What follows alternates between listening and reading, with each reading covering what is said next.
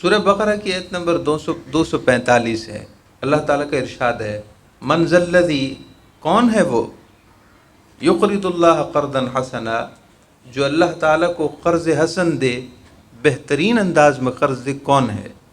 فیضاعفہ لہ، جو بھی ایسا ہوگا اللہ تعالیٰ اس کے لیے اضعافا کثیرہ، اللہ تعالیٰ اس کو کئی گنا بڑھا کر وہ مال اس کو دوبارہ عطا کر دے گا۔ اللہ تعالیٰ اس کو کئی گنا بڑھا کر اسے عطا کر دے گا۔ اس عطا سے مراد آخرت بھی ہے اور اس عطا سے مراد دنیا بھی ہے۔ واللہ یقبض، تم کیا سمجھتے ہو کہ مال تمہارے بڑھانے سے بڑھتا ہے اور تمہارے گھٹانے سے گھٹ جاتا ہے؟ یہ تمہاری کم فہمی ہے۔ واللہ یقبض، مال کو اللہ تعالیٰ ہی تنگ کر دیتا ہے، انسان کا ہاتھ، اور انسان کو مالی طور پر تنگی اللہ کی طرف سے آتی ہے۔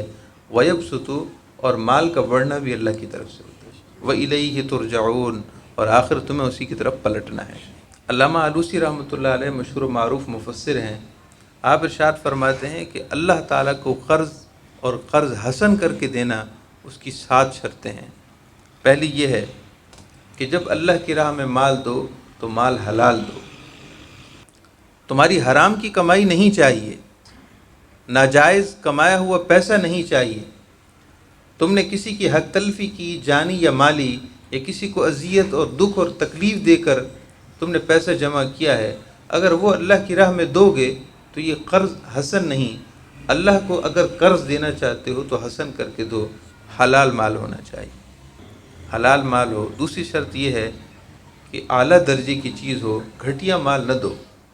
بعض دفعہ کپڑے استعمال میں نہیں ہوتے تو ہم غریب غربا کو دیتے ہیں، اس کا یہ مطلب نہیں ہے کہ اگر یہ دیں تو یہ گستاخی یا بے ادبی ہے۔ یہ گستاخی بے ادبی نہیں ہے، جب ہمارے استعمال میں نہیں تو کسی نہ کسی کے استعمال میں آ جائے، اچھی بات ہے۔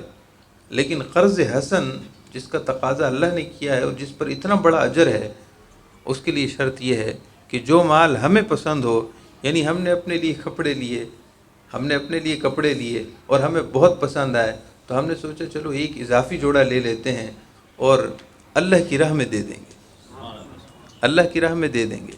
ایسے ہی کھانے پینے کی کوئی چیز اپنے لیے خریدی، بہت اچھی لگی، ہم نے سوچا کچھ اضافی لے لیں اور اللہ کی رضا کے لیے کسی کو دے دیں، یہ قرض حسن ہو جائے گا۔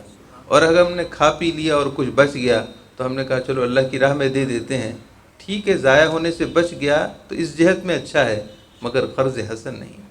تیسری شرط یہ ہے کہ پوشیدہ کر کے دے، یعنی دکھلاوا نہ ہو، نہ اپنے اندر دکھلاوا پیدا ہو اور نہ دوسرے کو یہ احساس ہو کہ میری عزت نفس کا خیال نہیں رکھا گیا۔ پوشیدہ طور پر دے، خفیہ طور پر دے، کسی کو علم نہ ہونے دے، جس قدر ممکن ہو خفیہ طور پر دے۔ چوتھی شرط یہ ہے کہ احسان نہ جتائے، جس کو دے کبھی اگر انبن ہو جائے تو یہ نہ کہے تمہیں یاد نہیں کہ تم تو ہمارے ٹکڑوں پر پلتے رہے، معاذ اللہ، استغفر اللہ۔ احسان نہ جتائے، یہ اس طرح کی کوئی بات نہ کرے جس سے احسان جتانے کا اشارہ ہوتا ہو۔ پانچویں شرط یہ ہے کہ دیتے وقت کسی کو اذیت نہ دے، تکلیف نہ پہنچائے، نہ اس کو جسے دے رہا ہے اور نہ کسی دوسرے کو۔ چھٹی شرط یہ ہے کہ مقصد اللہ کی رضا ہو، اور ساتویں شرط یہ ہے کہ جتنا بھی اللہ کی راہ میں دے دیں پھر بھی عرض کریں کہ اللہ مجھ سے تو کچھ بھی نہیں ہو سکا۔